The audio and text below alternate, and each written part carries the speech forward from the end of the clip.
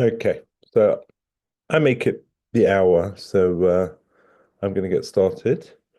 This is our third unorthodox thinker, and possibly my favorite, actually, Eric Fromm. And in the first lecture, when I introduced them, all of the thinkers very briefly, I said about Fromm that he was a polymath, an expert in multiple areas. Uh, and we'll do his biography. We'll look at his list of publications, which, as with Steiner last week, is remarkable. I really don't know how people put out so much academic work. It's fantastic. And then we're going to look at three themes uh, in his work. We're going to look at the fact that he was an atheist, but how he viewed Judaism or religion more broadly, which is really fascinating. I'm going to bring a modern thinker who I think aligns very well for with Eric Fromm. And I think it's a good message for us as well, that even though he was an atheist, how he viewed religion. We will touch on his anti-Zionism and try and understand in the context of his life, again, like Steiner, where his anti-Zionism stems from. Uh, I'm not going to dwell too long on it, but it's part of his who he was, so it's important. And the final section is on the book that I think is most important. There are two or three great works of Fromm's that are worth reading, possibly more, but To Have or To Be was a book that one of the books I say changed my life. It's many years ago now.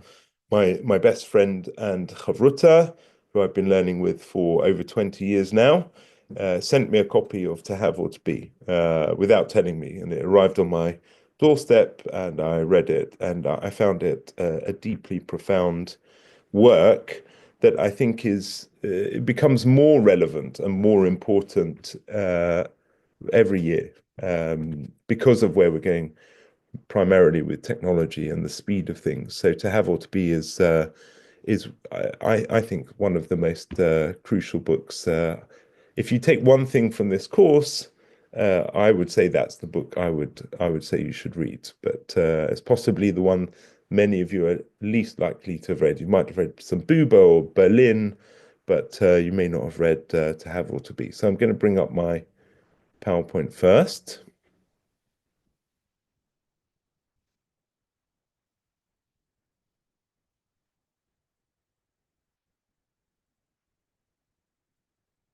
Okay. Mira, you're high up in my screen. Thumbs up, you can see that okay? Love that. Thank you very much. Um, so as I did each week, this week's Eric Fromm, and there's a nice picture of Eric Fromm for us.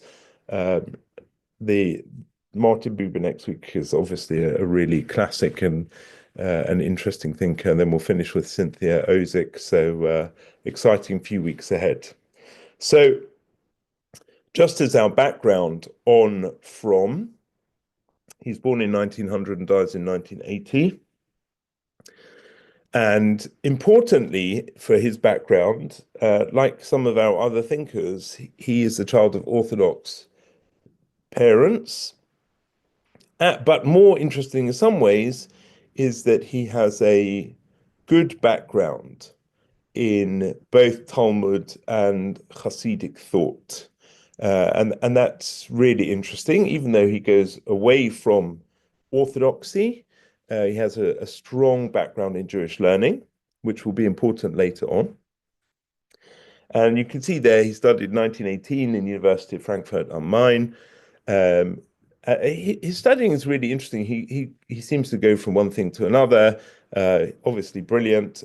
He studied in Heidelberg under Alfred Weber, who is the brother of the better known Max Weber, Karl Jaspers, and Heinrich Rickert. So he's in a milieu that is a very impressive one. Um, he gets his PhD in sociology from Heidelberg in 1922. He's only 22 years old.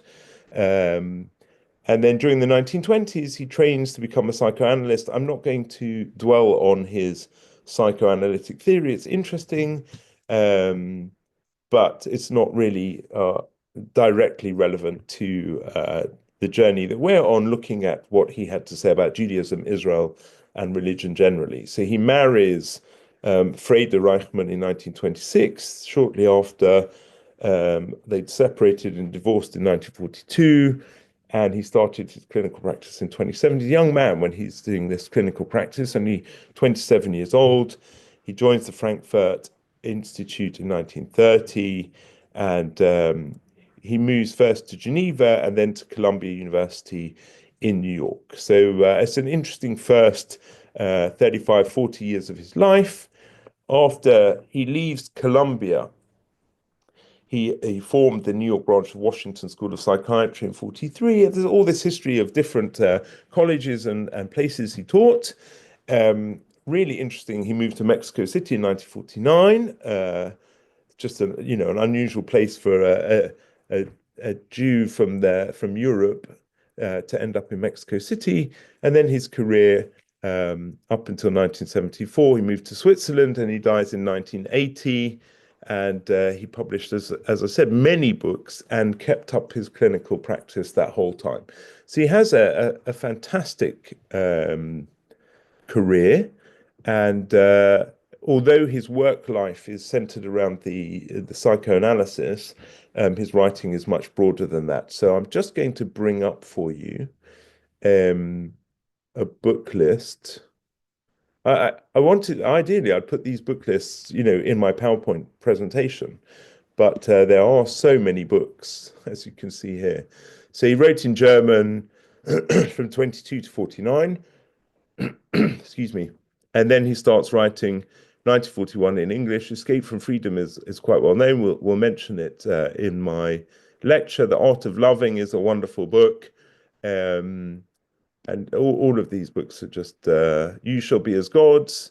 A radical interpretation of the Old Testament is really fascinating. And then all the way down, The Art of Being, The Art of Listening, really important books. And where is it? To Have or to Be There, 1976. So he's 76 years old. He's still working. So it's an incredible output of books on all sorts of things: Bible, Zen Buddhism and psychoanalysis, listening, all the nature of man, the dogma of Christ, and other essays on religion. An incredible output of varied books that he produced. So there's quite a lot there if you want to treat yourself.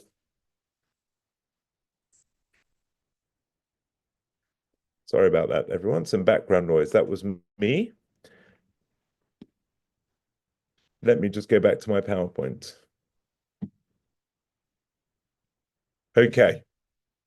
So in the 1920s, as we said, from 1927, he starts practicing with Frieda Reichmann, who he marries. The two of them open up. I want to have a go at Therapeuticum, right? Therapeuticum, an experimental residential psychoanalytic institution that combined therapy with Orthodox Jewish observance. So that's really interesting. His early psychoanalytic career is combines his Jewish background. But that doesn't last very long. Reichmann was older than Fromm. They gave up in 1926 their religious observance. So it's very early on. And I want to think about, these years. I sort of rushed through. He was born in 1900, and then we skipped to his academic career. But clearly, he is a young man. He's 14 years old at the beginning of the First World War. And like all of our thinkers so far, the a lot of their theories and ideas and how they live their lives is very much a result of their experiences. We saw of the Russian revolutions, and then we saw the First World War, Second World War, whether it's the Shoah. these are extremely formative for all of our thinkers. And that's something we should keep in the back of our mind. Okay. So in the Washington Post, they had an article, The Outbreak of World War One in 1914 was one of the profound experiences of Dr. Fromm's life. For me, the First World War was the beginning of the process of brutalization that continues to this day, he told an interview in 1962. Right. I can't even imagine. I sort of think um, that in many ways in our lifetimes, I mean, in the modern day, that October 7th will have a similar impact on certainly many Israelis for all sorts of reasons. Either people, unfortunately, have lost loved ones, or people have been in the army, or the trauma of the nation is so great that it's going to have an impact, for at least a generation, maybe longer.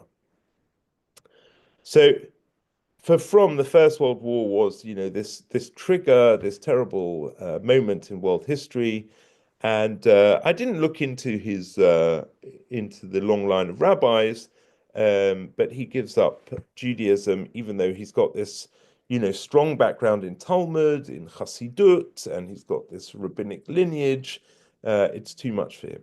And he says in his own words in 1962, I gave up my religious convictions and practices because I just didn't want to participate in any division of the human race, whether religious or political. Right? So whatever causes disagreements and arguments between people, I don't want to be part of it. Right? I'm in one club, you're in another club, and clubs lead to fighting and argument, and it's an extreme reaction, right? It's interesting when we get to his view of religion generally. Um, I don't know. I'm a bit surprised because we'll see, he's quite positive. No, he's very positive about religion and the role of religion, but that's not enough to keep him within the Orthodox framework. Um, and he may be right, but then to think that we could all not be members of any clubs, we're all automatically members of clubs, right? I live in a quite nice suburb of London called Edgware. I'm not sure anyone's heard of it, but it's right on the edge of London. So I'm a member of my club, is my family, and then my community, and then the Edgware, and then Greater London, then the UK, and maybe Europe, although not since we left Europe. And, so there are all these clubs. So to pick on religion, I mean, I think it was easy for him, but to pick on religion, it doesn't make sense to me in many ways. We're all part of clubs that will have conflict. But maybe he saw, and we'll see if this is consistent with what he says about religion, maybe he saw religion as a major focus for conflict. Okay.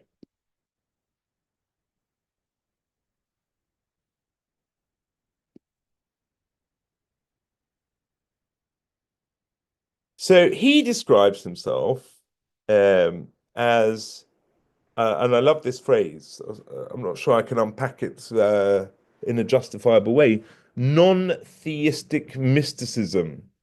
Um, right? Non-theistic, there's no God, but I'm a mystic. So, that may work with certain Eastern traditions as well, who don't have gods, but there's certainly mysticism. But it's strange from an Orthodox Jewish perspective, where our mysticism is so grounded in ideas about God. Um, so, so there's something pulling him towards, mysticism. As long as it doesn't have God or religion or organized religion, then that's okay. And he wrote in You Shall Be as Gods in 1954, he argues for the benefit of Orthodox Judaism. Don't forget, he gave up Orthodoxy in 1926. So this is a long time later, 28 years later. So Orthodox Judaism, he says, would be good if it wasn't for God. I mean, I don't want to jest too much, but I can think of lots of things Judaism could do without, but not really God, right? I don't know. Whatever you don't like about Orthodox Judaism, we could get rid of that, but God really has to stay. Um, I've been writing recently about what I call non-foundational truths and foundational truths within a religion. So, a non-foundational truth is something, if you take it away, you still would recognize the religion. So, although it might be quite important, if you took the rules of charity away from Judaism, it would still be Judaism. But if you took God away from Judaism, it clearly wouldn't be, right? So he likes Orthodox Judaism, but he's really undermining it by saying it does. There's no place for God in his Orthodox Judaism. But we'll see what he says, and then I'm going to share with you um, something that I think is really quite beautiful from another book, not of his. Um, but if we take his position of being totally irreligious, atheists not believing in God at all, but writing about how psychologically important Jewish law and its behavioral rituals, including keeping Shabbat and Kashrut, were for the sanity of modern society. Now, I really want to think about when this was written.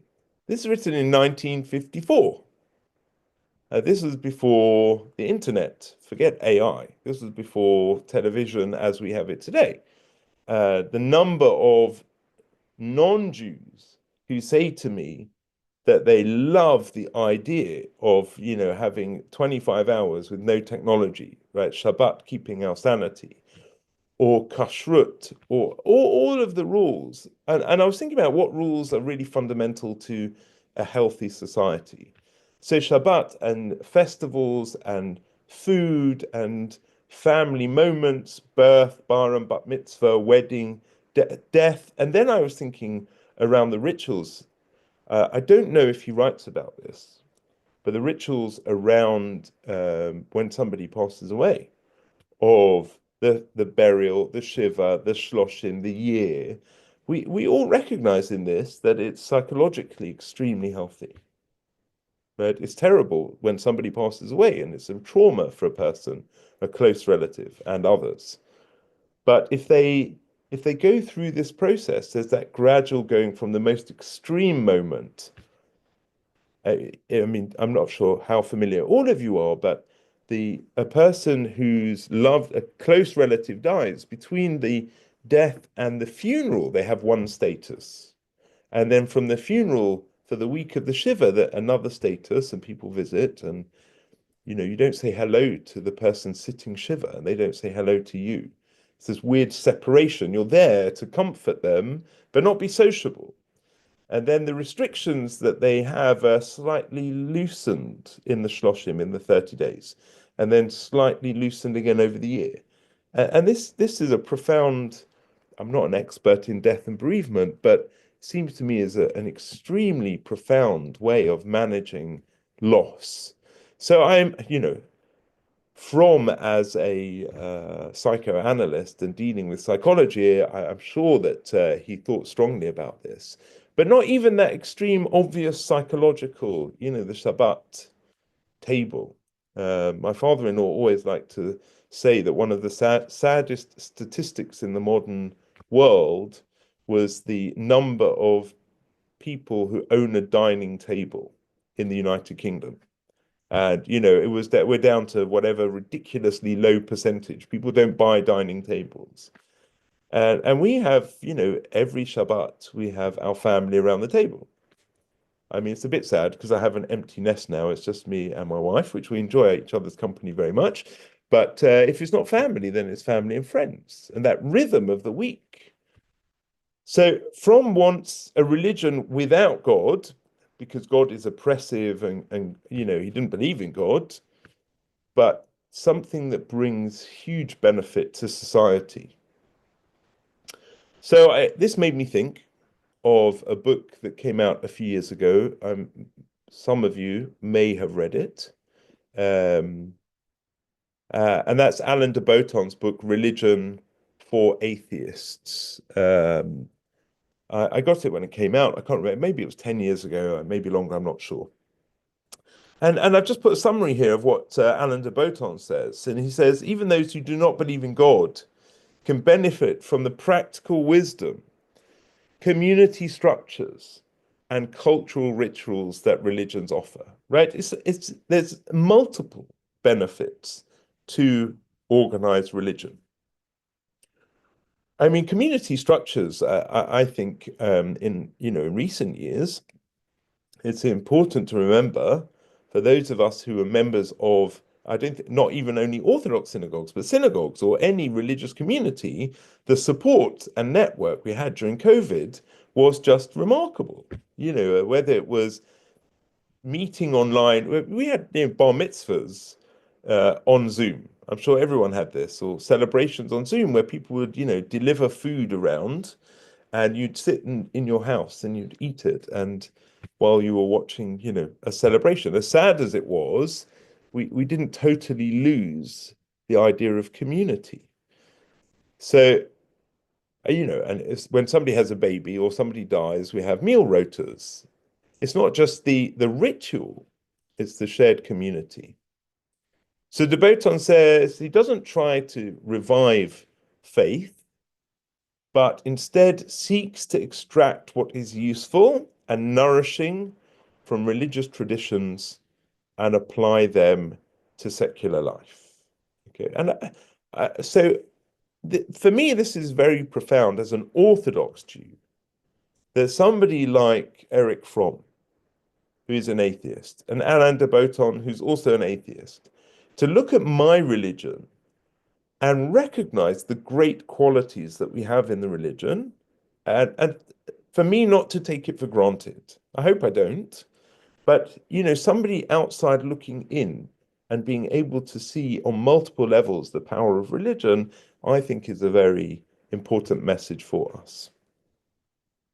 So he talks about how religions address universal human needs, such as the desire for connection, meaning, ethical guidance, a sense of awe, which I think is really, in a world of, postmodernism, that word is very much a dirty word, I know. I'm not even going to define postmodernism because there are so many different definitions of postmodernism. But anything goes. Your truth is your truth and my truth is my truth. There's nothing that's amazing and awe-inspiring. But we have that. I know. It might be that you go to the Kotel, you go to the Western Wall, and you're inspired. It might be, I think the highlight of the year for me, although I dread it very much, is the beginning of Yom Kippur, Kol Nidre, when they open the Aron, and you're suddenly like, it's here. I have to be serious now. And then when the Aron is open for the whole of Ne'ilah, these are awe-inspiring moments. There's something higher than me. There's something greater than me. The world is not all about me, right? The I. We're going to talk about the I next week with Martin Buber. So that's something that Alain de Botton says religion gives us, the sense of awe. We do this through rituals, art, architecture, moral education, communal gatherings, all the things I mentioned. De Botton talks about them. He suggests secular society could learn from religion's ability to foster community, repetition, compassion, and emotional health. He proposes a kind of secular religion, drawing from the aesthetic, ethical, and psychological insights of traditions like Christianity, Judaism, and Buddhism, without requiring belief in the supernatural. And the book, I recommend the book. It's a lovely book. It's not a very long book. The book blends philosophy, sociology, personal reflection to offer a vision of spiritual richness without dogma. I'm not saying you should follow him. I'm not saying he's right that we should have religion without God, but I do think it's a really nice opportunity to reflect on the power of religion. As an Orthodox Jew, I think that's really important. Do You you know, do you the think religion without God is comparable to Zionism without Zion? Okay, thank you. Well, we'll get to Zionism in a minute. I was just going to say, without wanting to upset anyone, that as much as some people were upset by Steiner last week, this whole idea that religion has positive values that can impact the world was part of Steiner's thinking, right? That the nature of being a nomadic people wandering around the world, and he is very proud of his children going to, Ivy League universities and the number of Nobel Prizes that the Jewish people have been awarded. But it's much more than that. If we take Alain de Botton and we take Eric Fromm's idea that religion, even without God, has something to offer, then then I think that's powerful, right? It's almost like Steiner's view that we need to be in the diaspora because if we're not here, and when I say we, by the way, according to what Alain de Botton says, it's not just Jews, it's Christians, it's Muslims, it's Sikhs, it's Hindus. All religions have something positive to teach about community, about tzedakah, about ritual, whatever it is. So I'm not saying I agree. Uh, I do think that there is, firstly, religion has to have God, but I think there is a place for Zionism. We need that. But let's see where we get with Eric Fromm before we do that. Can I Okay. ask? Can I ask why would they need religion? They could just institute, rituals, because that's where he's going. So we could institute rituals that are not connected to religion. Any community, or even you go into a classroom, you have rituals. Morning ritual, whatever. So why would they need religion at all for that? They could Could we just hold go. all the comments till the end so that he can finish? Or Uh, I'll put it in the chat. But thank then we could listen to it on podcast. That's not a fun At thing. the Okay. end of the lecture, you can talk all I you am going to want. ask everyone. I'm going to answer that question, but Mel is right. I think it will be really great. If you put things in the chat, then I look at them all before we finish. I'll answer all questions. But as that question was on point, I'm just going to say neither Eric Fromm or de Botton are saying anyone needs religion. He's saying that people need to learn the good things from religion, right? The sense of community. I think that's a very different point. And the religions can have an impact on society, which they don't have otherwise, right? So I think that's important. Okay. So in terms of the Bible itself, so we're saying that Eric Fromm is this atheist who sees the benefit of religion.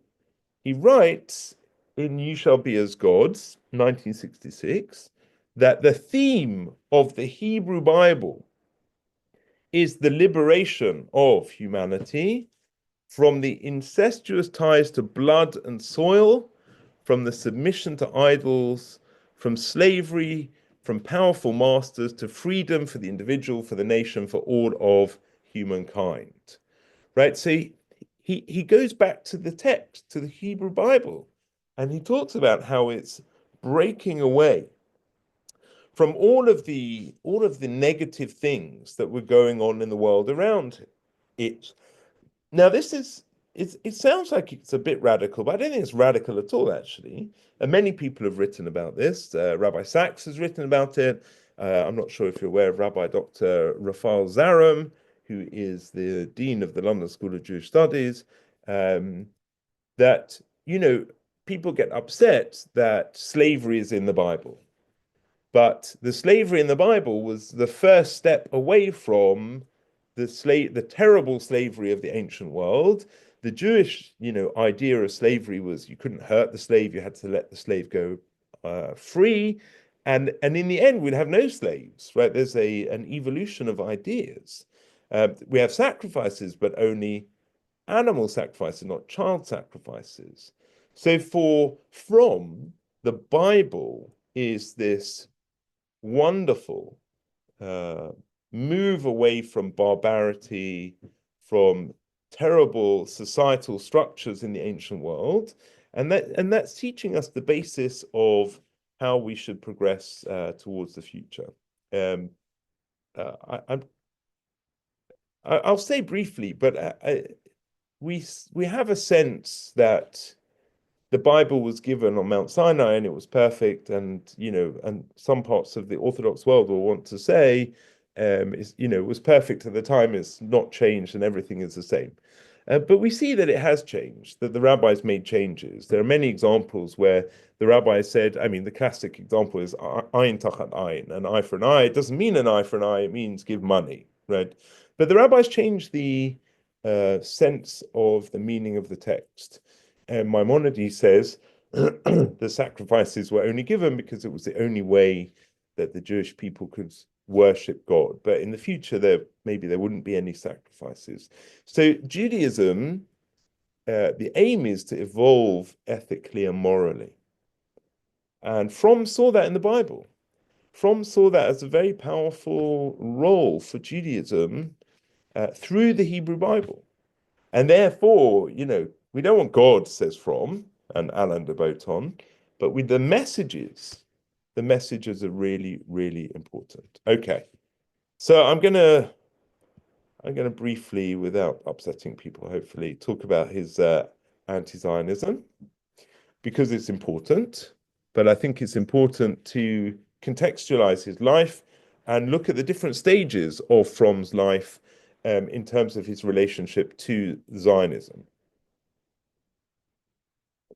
So early in his life, he's involved in Zionist organizations. I'm just picturing this, I don't know, 25-year-old Eric Fromm, who has learnt Talmud and Chassidut and is Orthodox and a Zionist. But he distanced himself from Zionism because it goes against his ideals of universalism and humanism. Remember, for Steiner, right, he's totally against violence, Isaiah Berlin too, and it doesn't fit. And he believed that, and this is not unique to him, we're seeing a theme, that Zionism's nationalist approach diverged from the universal values of authentic Judaism. So he reads, unlike Steiner, who thinks the Jews have to be nomads wandering around sharing the message, Fromm sees Judaism as a universal religion. Now, obviously, we could spend a very long time talking about universalism. I don't have a good definition of universalism, but I would say as follows, and this is based on Rabbi Sachs and other people, that chapters 1 to 11 of the book of Genesis are universal.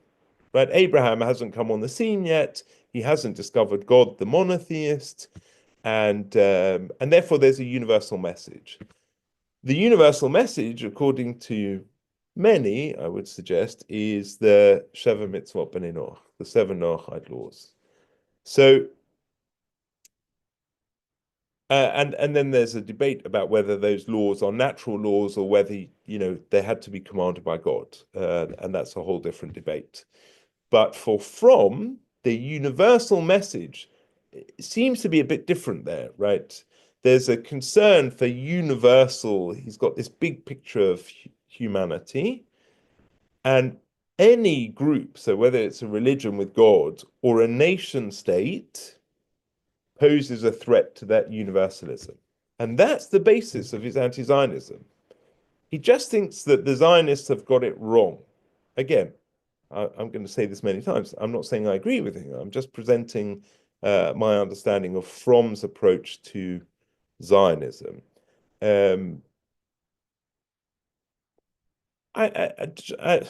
Just like with Steiner, I see a point here, right? I see a point here. I see a danger. We see how nationalism has been dangerous in the last century, and it's something to think about. It's not so clear that nationalism, of which Zionism is a particular example, is a good thing. Of course, the Jewish people need somewhere to be safe and a home, and we've yearned for Jerusalem for 2,000 years since the destruction of the temple. Of course, I agree, but there are dangers. Let's just bring up the second slide on Fromm on Zionism. He was critical of Israel's policies towards Arabs, viewing them as oppressive and unjust. Many people are, rightly or wrongly. His humanism was broad, ecumenical, prioritizing justice and non-violence on a global scale. And clearly he was influenced, as we said from the outset, to sort of bring it round to come to the First World War and the Second World War as pivotal moments that influence how he feels about everything. Okay. So that's the anti-Zionism. His antis. We live in a strange world now in the modern era where it's very hard to pry apart anti-Zionism from anti-Semitism. He's not an anti-Semite. It's clear. There's no anti-Semitism. He's another example of not a self-hating Jew, but he's concerned that a nationalist Zionism is fraught with danger. Okay. So we've looked at the atheism Bible. We've looked at his position on Zionism in the last part, and then I will make sure I've got time for questions because I see there were some comments. Is to have or to be, and I think it's important to recognize that To Have or To Be is not a particularly Jewish book. It's not particularly aimed at Judaism or Jews. It's a general thesis about the difference between having and being. And what I'm going to do is my next slide is a summary of the book, so we get an idea of what the book's about. And then I have a couple of slides with some quotes which deal with having and being. And then I'm going to tell you why I think it's so important from a Jewish perspective.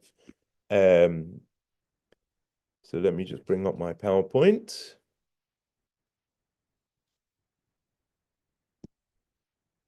Okay.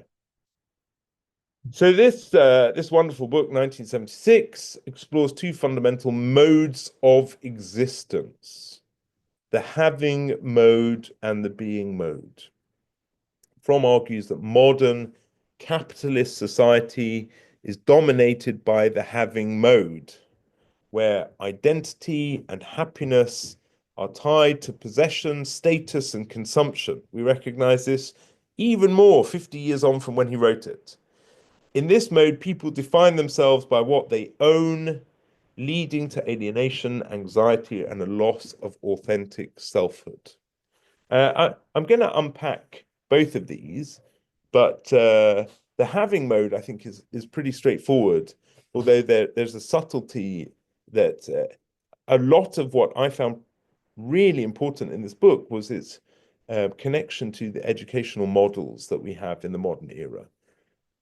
In contrast, the being mode is rooted in authentic experience, love, creativity, and presence. It emphasizes living meaningfully, engaging with others and the world without trying to control or possess. Fromm draws on psychology, philosophy, and spiritual traditions, especially Buddhism and Christianity, to advocate a shift toward the being mode as essential for personal fulfillment and social harmony. So being is the ideal, and it's an authentic experience. We'll talk about that in a minute. He calls for a radical transformation of society and values, suggesting that only by embracing the being mode can humanity overcome materialism and build a more just, compassionate world. Okay. So he says in the book, the alternative of having versus being does not appeal to common sense. To have, so it would seem, is a normal function of our life. In order to live, we must have things. Moreover, we must have things in order to enjoy them. In a culture in which the supreme goal is to have, and to have more and more, and in which one can speak of someone as being worth $1 million. I mean, it really dates in 1976. Now we're talking about billionaires. How can there be an alternative between having and being? On the contrary, it would seem that the very essence of being is having, that if one has nothing, one is nothing. Now, he goes on to develop, and it really struck me, and I think I read it when my kids were quite young. And I taught at university, I still teach at university, but I taught at universities for nearly 15 years, and I saw this, that the learning experience of students was all about having. Right, I'm going to speak as a Brit. So at 16 years old, our kids do exams called GCSEs. Sorry for the people elsewhere who don't know what I'm talking about. 16-year-olds, they do like 10, 11 subjects, maths, English, science, everything, history, geography. And at 18, they do A levels, which is usually three, but sometimes two, sometimes four, specific subjects, English, history, whatever it is. Okay. People who go to school in the UK, I'm sure it's the same everywhere, talk about having GCSEs and having A levels. They have the qualifications. I have a degree in X. And what's missing, and even worse, and I saw it with my kids, in order to prepare for exams, all they did was learn essays by rote, and it was just about passing exams and having the qualification, right? There was no experience of learning, of growing, of developing. This is what Fromm talks about in 1976. I mean, I'm probably a bit of an addict of books. One day you can visit and see my library. I have a lot of books. I have books, right? It's important to me. I'm an addict. I hope that when I read these books, it's not just about owning them, but it's about being. And let's look at Fromm's definition of being. Yet the great masters of living had made the alternative between having and being a central issue of their respective systems. The Buddha teaches that in order to arrive at the highest stage of human development, we must not crave possessions. Jesus teaches, for whosoever will save his life shall lose it, but whosoever will lose his life for my sake, the same shall have it. For what is a man advantaged if he gain the whole world and lose himself or be cast away? Master Eckhart taught that to have nothing and make oneself open and empty, not to let one's ego stand in one's way, is the condition for achieving spiritual wealth and strength. Marx taught that luxury is as much a vice as poverty, and that our goal should be to be much, not to have much. And I love this note he puts here. I refer here to the real Marx, the radical humanist, not to the vulgar forgery presented by Soviet communism. I really love that last line.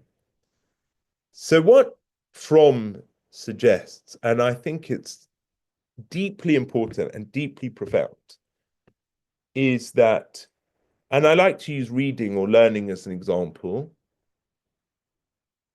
And he says in so many words, when you read a book, and it does not matter what book it is, you should not be the same person after you read the book as you were before you read the book. There should be a change in you. Being in the moment, right? Being in the moment. I think I probably told you, but there's a famous story.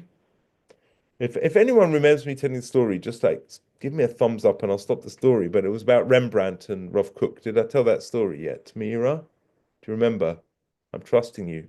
Not sure. I remember being told it in school, so I don't know if you also told it. Okay. Okay, so if anyone stops me because I told it, but it's worth retelling. So Rav Kook said, long and short of it, he was in London during the First World War. He was stuck in London, and after he dies, a letter is published in one of the newspapers here that Rav Kook used to love going to see the Rembrandt paintings in the National Portrait Gallery.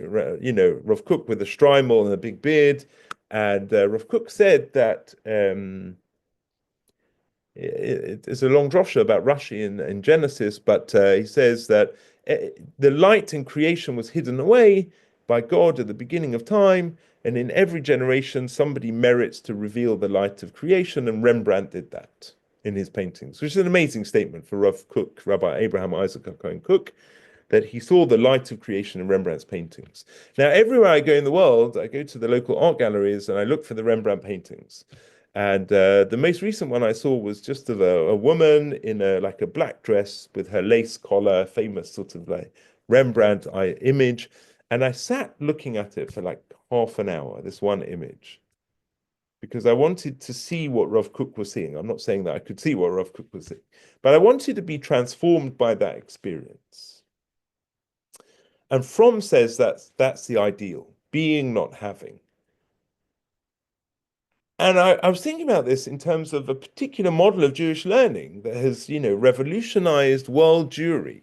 Orthodox, not Orthodox men, women, people who are literate in Jewish texts, not literate, and that's Daf Yomi. Right? The idea of learning one page of Talmud every day for 7.5 years. There are 2,711 pages in the Talmud, the Babylonian Talmud. And people learn it every day, one page. I've been through one whole cycle already, and I'm going through it for a second time now. And the question is, what do I get out of it? Now, I would say that Fromm might say that the ritual of daily learning is beneficial, that being in awe of an ancient text has benefits. One of the questions that the rabbis tell us we get asked when we go to heaven is, did you make a fixed time for learning every day? So maybe I'll tick that box, right? But some people are very against the Daf Yomi model, the model of learning one page of Talmud every day. Why? Because how can you possibly learn a page of Talmud in half an hour, 40 minutes? If you go to a shir, if you're lucky, you go to a lecture. Or you listen while you're driving to a podcast that I'm not, by the way, I'm not, I love Daf Yomi for different reasons, but so I'm just telling you what people might say. But Fromm might say, this quick reading, like dipping in and out for a few minutes every day, you're just doing it so you can have, right? You can say at the end of it, I finished Shas, I finished the whole of the Talmud, right? I've done it. It's now mine. But are you being, right? And I wonder whether as people learning Jewish texts, whether we have an appreciation. You know, I prepare shiurim. I'm giving a lecture on Shavuot night, Tikkun Leil, about the origins of staying up all night on the night of Shavuot. And I found a small reference to a paper written in 1989, I think it was, about the fact that coffee was the reason, the introduction of coffee was the reason Jews started staying up all night, which I love because I'm a coffee lover. Within 3 seconds, I have the paper, the whole paper, PDF. And I haven't done this, but if I was really clever about saving myself time, I would put it into ChatGPT and I would ask ChatGPT to summarize it for me. And I wouldn't even have to read the paper. And I could put it in my notes for my share and I can present it. This is where we are in terms of education. This is where we are in terms of learning. When do we stop? When are we being, says Fromm. You know, the other side of it that I'm thinking of is that it's an argument in the rabbinic literature about whether you need to have kavanah, intention, when you're doing certain things, mitzvot, making a blessing. You know, I'm always in a rush and I'm praying at a rate of knots and I'm hardly in the moment. And what's the point of it? It's all.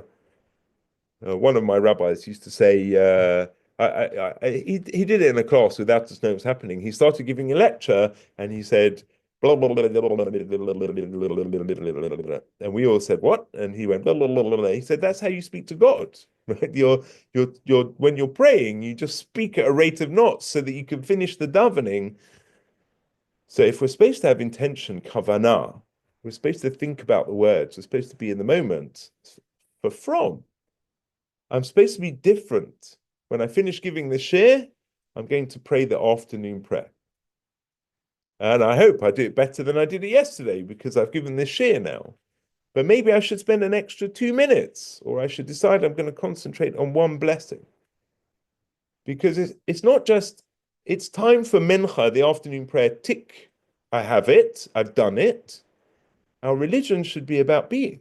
Every experience I have as an Orthodox Jew should make me a different person. And that's a really important message, I think, that we get from Fromm. Okay, so I'm just going to share my last slide, which is not on Eric Fromm, but it's our introduction to next week. And then I'm going to look through the chat and I'll take questions. So next week we'll do Buber. And this really is an unbelievable quote from Buber. When two people relate to each other authentically and humanly, God is the electricity that surges between them. Right? And if you know anything about Buber, you'll know we're going to talk about the I-thou relationship. For Buber, it's all about relationships. But when two people relate to each other authentically and humanly, God is the electricity that surges between them. So I'm already excited to teach Buber next week. So the first thing I'm going to do is catch up on the chat. So just give me 30 seconds to, well, maybe longer than that.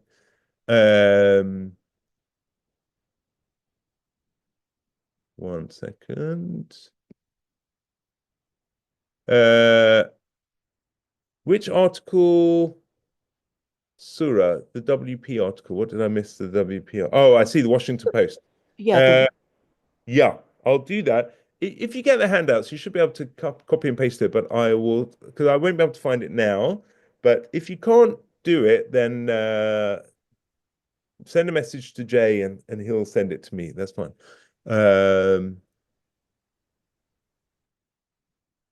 Yeah, okay. So, Chaim, thank you for that on Reconstructionist Judaism. I'm really not an expert on Reconstructionist Judaism, so I probably shouldn't say very much. I did read one book many years ago on like the biography and early ideas of Reconstructionist Judaism, but yeah, it could be.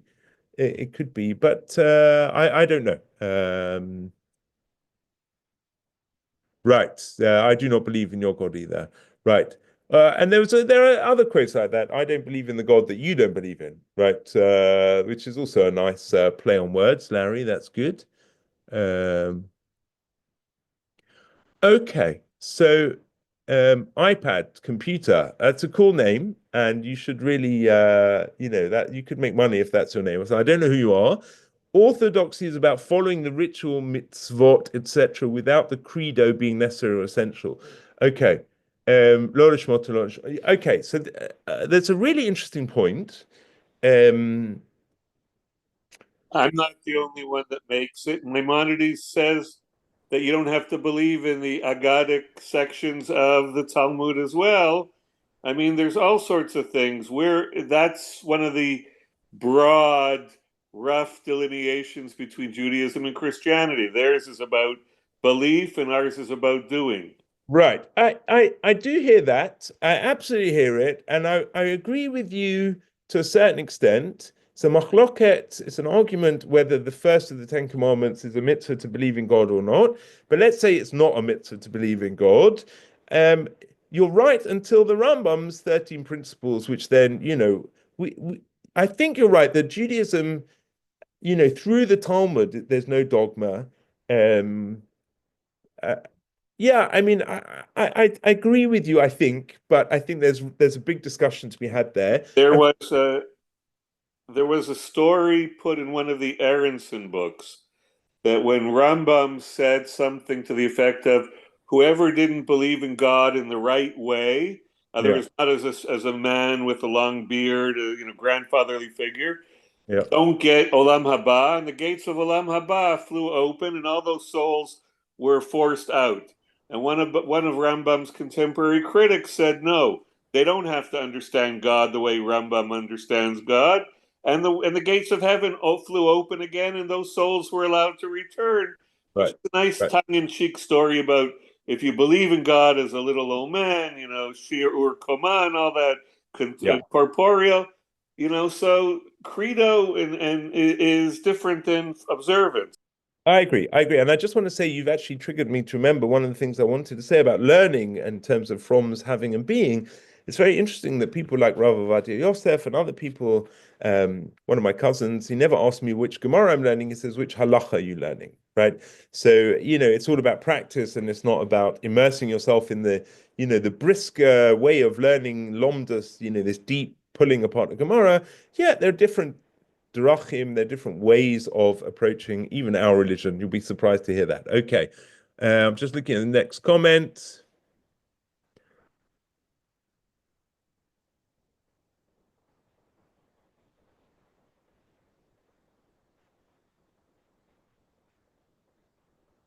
Irene, I'm not sure I understand the comment you made about time was modern for religious deniers 100 years ago. Could it have been the fact they didn't prohibit German fashion? I mean, I'm living in Berlin like a Jew who is going to the synagogue, and we have no discussion in Judaism. What about the time 100 years ago? There were a lot of communists and social democrats in Germany, and they had a lot of Jews, and they all, like in the Soviet Union, gave up religion. And he of course he went into the exile, and so he was out of the discussion if there was any guilt of these people, and this is a discussion which does not exist in our thinking. If there had any Jew, if he would stay religious, could prohibit the German fascism, the development which followed 10 years later after they gave up. He was not the only one. There was a bright movement in Germany of Jews who gave up religion 100 years ago. Yeah, that's my question. Yeah, no, I think you're right. I think the period from the late 19th century pogroms through to the end of the Second World War, as you say, there were so many isms that were pulling on Jews, right? There was communism, there was Zionism, secular Zionism.